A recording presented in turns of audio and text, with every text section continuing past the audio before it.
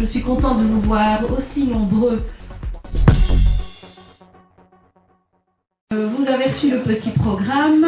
Donc, Nadia va prendre la parole pour vous présenter les vœux pour Eneo et Claudine pour Eneo Sport. Ensuite, nous avons la chance d'avoir avec nous Eric Olbrecht, qui est le secrétaire fédéral Eneo. Et puis va arriver Jean-Jacques Wieser, donc, qui est le nouveau président Eneo fédéral. Donc, on va vous présenter l'année 2020 avec tous les projets habituels, récurrents, etc. Et puis surtout, les projets qu'on a mis en place pour vous dans le cadre des 60 ans de la régionale Eneo, puisque cette année, en 2020, la régionale de Tournai fête ses 60 ans. À l'occasion des 60 ans de notre régionale, nous mettrons encore une fois la barre très haute par des activités ponctuées, des moments festifs, mais également projets sociaux qui sont, n'oublions pas, notre ADN. Aussi l'opportunité de renouer avec nos amicales. Manuela vous présentera le calendrier très fourni de cette année exceptionnelle tantôt. Le 17 décembre 2019, nous étions près de 80 personnes à participer au colloque Eneo Sport, dont le thème était « Le sport sur ordonnance ». Nos deux interlocuteurs ont tout fait pour nous convaincre que faire une activité physique de façon régulière pouvait soulager pas mal de nos soucis de santé. En voilà une bonne idée. D'ailleurs, les participants sont ressortis enchantés et convaincus des bienfaits de cette nouvelle façon de se soigner. Eh bien, j'ai pris la résolution d'en parler à mon docteur la prochaine fois que j'aurai l'occasion d'aller le consulter. Voilà, bienvenue dans la régionale de Tournai. Et donc, je vais lui céder la parole. Merci beaucoup.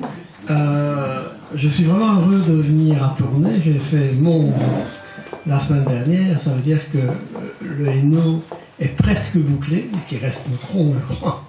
Mais en tout cas, l'expérience que j'ai de votre régionale, c'est qu'elle est particulièrement dynamique. Nous avons décidé d'organiser en 2022 un congrès. Et donc, nous avons arrêté lors de notre dernier séminaire des cadres les 3 thèmes qui nous paraissent devoir dominer nos débats et nos actions et nos propositions d'ici 2022, et c'est brièvement de chacun de ces thèmes que je voudrais vous parler. Le premier des thèmes que nous avons retenu, c'est tout ce qui tourne autour du climat, parce que s'il y a bien un thème intergénérationnel, c'est celui-là. Et c'est un problème qui nous concerne bien sûr par rapport à nos successeurs, et nous tenons beaucoup à ce que notre mouvement ne soit pas seulement la défense des intérêts des personnes âgées, même si c'est évidemment une des priorités dans notre action, mais que c'est vraiment un mouvement qui est tourné vers les événements du monde. Le climat, ça nous concerne à 3 titres. D'abord, à titre individuel.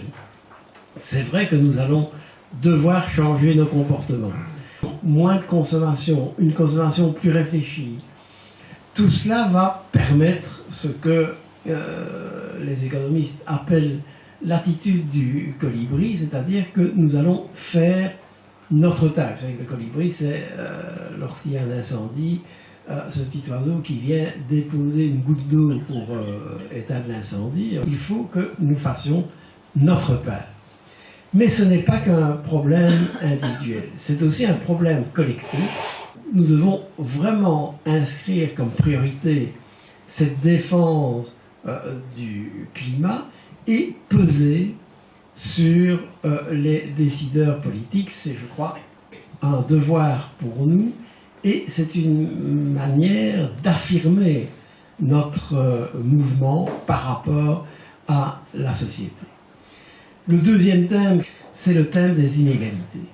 Entre les 10% les plus riches et le reste de la population, l'écart continue à croître. Les 10% les plus riches dominent la situation et monopolisent 60% des richesses mondiales. Et l'évolution est très marquée. Ça a commencé à la fin des années 80, ça s'est développé durant la décennie suivante, mais ça s'est accéléré et ça s'accélère chaque année. Le nombre de milliardaires, il continue à croître et il continue à accaparer l'essentiel des richesses. L'instrument idéal pour réduire les inégalités, pour faire en sorte que chacun puisse vivre décemment, c'est la sécurité sociale. Et notamment au sein de la sécurité sociale, ce sont les pensions d'une part, et d'autre part les soins de santé. Au niveau des pensions, vous avez eu l'occasion, il y a eu récemment une émission de télévision qui a été très instructive, puisque cette émission a montré d'une part l'écart absolument inadmissible des pensions entre les hommes et les femmes, ça n'est pas acceptable, et d'autre part la prolifération d'un certain nombre de pensions qui sont dérisoires. Toutes ces pensions qui sont inférieures à 1 000 €, et il y en a beaucoup, c'est un défi, et un système qui devait rétablir une certaine égalité entre les personnes est devenu un système totalement distordu, où les inégalités que les gens vivent dans leur vie de travail sont amplifiées lorsqu'ils atteignent les pensions. Donc, la sécurité sociale, c'est pas seulement la défendre, c'est en construire une nouvelle qui soit vraiment une sécurité sociale qui corresponde aux ambitions initiales. On parle beaucoup de la pension à 1 500 €, c'est une vieille revendication des néos, mais bien entendu, ce n'est qu'une étape dans un système plus global. Il faut trouver des initiatives nouvelles, il faut trouver des ressources nouvelles, des répartitions différentes des charges et du coût de la sécurité sociale, et notamment, il faut développer un système qui fasse contribuer toutes les sources de création de richesse à cette sécurité sociale. Il faut trouver un système qui soit un système juste, qui soit un système qui ne laisse personne au bord du chemin au niveau des pensions, et donc que les carrières erratiques ou incomplètes doivent être compensées, parce que statistiquement, c'est le seul moyen d'établir l'égalité ou de se rapprocher de l'égalité entre hommes et femmes, et il faut que l'on y consacre les moyens suffisants. Troisième et dernier thème considéré comme extrêmement important, c'est le thème du vieillissement et de ses conséquences. Le problème du vieillissement, et il va devenir dans les décennies à venir, et certainement jusque 2050-2060, le problème numéro 1 de l'équilibre de notre société. L'espérance de vie augmente. C'est une bonne chose et il faut s'en réjouir. Mais, il y a un mais qui est important, c'est que cette perspective, cette espérance de vie, si elle existe, elle n'existe pas toujours en bonne santé. Dans les 10 ans à venir, le nombre d'octogénaires va être multiplié par 2 et va peser sur la société. Hélas, parmi ces octogénaires, près de la moitié va vivre avec un handicap, une dépendance plus ou moins grande. Ça demande une réponse qui n'est pas seulement une réponse qui peut être apportée par les aidants proches. Les aidants proches sont eux-mêmes coincés puisqu'ils ont souvent, eux-mêmes sont âgés, ils ont souvent des parents très âgés et ils ont des enfants et des petits-enfants dont ils doivent s'occuper.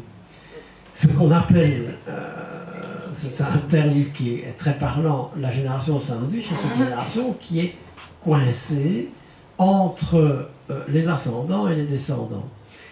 Notre société évolue vers une diminution du nombre et de l'intensité de dévouement des aidants proches.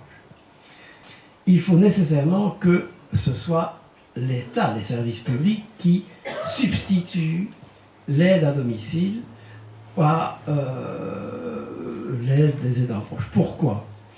D'abord parce qu'il y a une réticence profonde, et c'est vrai en Belgique, mais c'est vrai dans tous les pays développés, il y a une réticence profonde par rapport à l'idée d'aller dans une maison de repos. c'est aussi un problème financier. Le problème financier reste un problème majeur. Mais s'il est majeur pour le passage en maison de repos, il est aussi majeur sur le fait de rester à domicile parce que ça ne coûte pas rien les soins qui sont donnés à domicile. Je dirais dans la même perspective que les personnes les plus âgées ont une difficulté à accepter cette perte d'autonomie. Dans les éléments qui concernent les plus âgés et les plus âgés dépendants, il y a aussi l'énorme problème de la solitude. Et donc, c'est pas facile, parce que la solitude, c'est un élément d'ordre culturel, d'ordre moral et d'ordre individuel, mais nous devons être très attentifs à cela. Et donc, à l'égard de la solitude, un mouvement comme le nôtre doit essayer de se montrer inventif, de créer des lieux de rencontres, d'organiser des rencontres. Moi, je compte beaucoup sur les locales.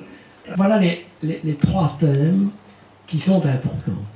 Quand j'ai relu les actes du dernier congrès, je me suis dit, mais dans ces domaines-là, c'était pas encore une question importante. Dans les trois domaines dont je viens de vous parler, les choses se sont accélérées et la décennie a été une décennie difficile parce que dans tous ces domaines, on a assisté à une dégradation.